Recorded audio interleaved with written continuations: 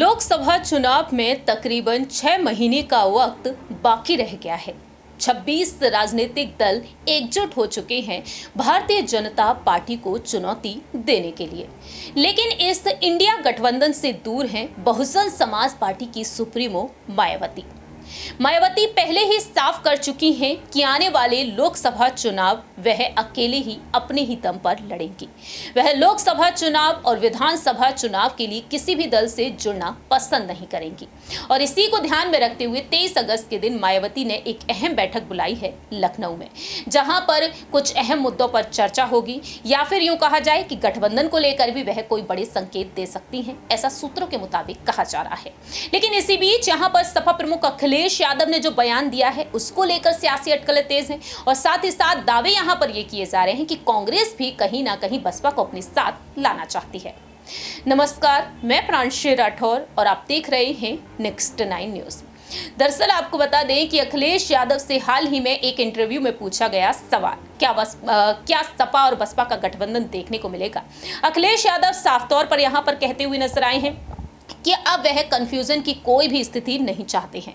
लेकिन दूसरी ही तरफ उन्होंने बसपा को लेकर यह भी कहा कि बीजेपी और बसपा की रणनीति मिलती जुलती लगती है। जहां एक तरफ बसपा के ट्वीट्स हैं तो वहीं ग्राउंड पर देखा जाए तो बसपा की रणनीति अलग है। बीजेपी के ट्वीट्स हैं और ग्राउंड पर बसपा की रणनीति मिलती जुलती दिखाई देती है। उनका कहना यहां पर साफ तौर पर रहता है कि उसे देखते हुए यहां पर यही प्रतीत होता है। तो अब देखा जाए मायावती यहां पर क्या कुछ अहम फैसला लेंगी आने वाले वक्त में, क्योंकि देखा जाए कहीं ना कहीं डर तो सताया हुआ यहां पर मोदी सरकार में भी है, क्योंकि यहां पर चुनावी सर्वेक्षण जो सामने आ रहे हैं उनके मुताबिक यही देखने को मिल रहा है कि एक बार फिर से प्रधानमंत्री बनते हुए देखे जा सकते हैं नरेंद्र मोदी। 2024 में लोकसभा चुनाव है और इन लोकसभा चुनाव को ध्यान में रखते हुए कहीं ना कहीं पीएम मोदी के मन में भी एक डर है, क्योंकि 26 राजनीतिक दल एकजुट हैं और बीजेपी खेमे में भी देखा जाए तो मंथन चल रहा है। ऐसे में देखा जाए तो समाजवादी पार्टी और कांग्रेस पार्टी बसपा को साथ में भी लाना चाहती है, ऐसा सूत्रों के मुताबिक कुछ अहम दावे किए जा रहे हैं।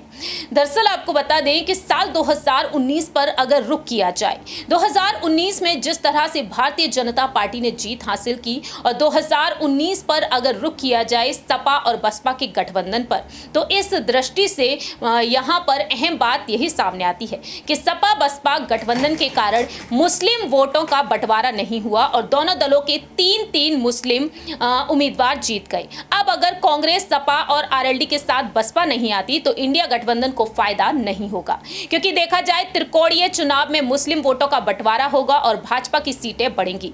2014 में एनडीए को 80 में से 73 सीटें मिल गई, लेकिन हकीकत जब सामने आई, यहां पर मायावती भी जानती हैं कि कर्नाटक का संदेश मुस्लिम वोटों का कांग्रेस की तरफ लौटना है। ऐसे में सपा गठबंधन में शामिल होना उनके लिए फायदेमंद रहेगा। उत्तर प्रदेश की सियासत में अगर वह गठबंधन का हिस्सा बनती हैं तो बाकी के अन्य राज्यों में भी यहाँ पर जिस तरह से वह अलग दिखाई दे रही हैं तो यहाँ पर उन्हें फायदा मिल सकता है। मालूम हो कि मुस्लिम वोट बैंक यहाँ पर जिस तरह से साथी हुई नजर आती है उत्तर प्रदेश में समाजवादी पार्टी, MY फैक्टर यहाँ पर देखने को मिलता है समाजवादी पार्टी के लिए। यहाँ से कहीं ना कहीं पसमानदा मुस्लिमों पर देखा जाए तो मायावती एक बड़ी रणनीति बनाती हुई नजर आ सकती है इस वोट बैंक को साधने के लिए। लेकिन दलित वोट बैंक को साधने के लिए यहाँ पर मायावती का साथ अगर मिल जाता है कांग्रेस को और समाजवादी पार्टी को, तो वाकई में ये गठबंधन यहां पर अगर होता है तो एक बेहद बड़ा फायदा होगा न सिर्फ बसपा को बल्कि कांग्रेस और समाजवादी पार्टी को भी। अब देखना दिलचस्प होगा कि 2024 से पहले क्या यहां पर महागठबंधन से मायावती जुड़ेंगी या फिर नहीं। ये कयास फिलहाल यहां पर, ये सवाल यहां पर लगातार उठते ही रहेंगे। फिलहाल हमारी इस रिपोर्ट में इतना ही। बाकी की तमाम अपडेट्स के लिए आप देखते रहिए नेक्स्ट 9 न्यूज।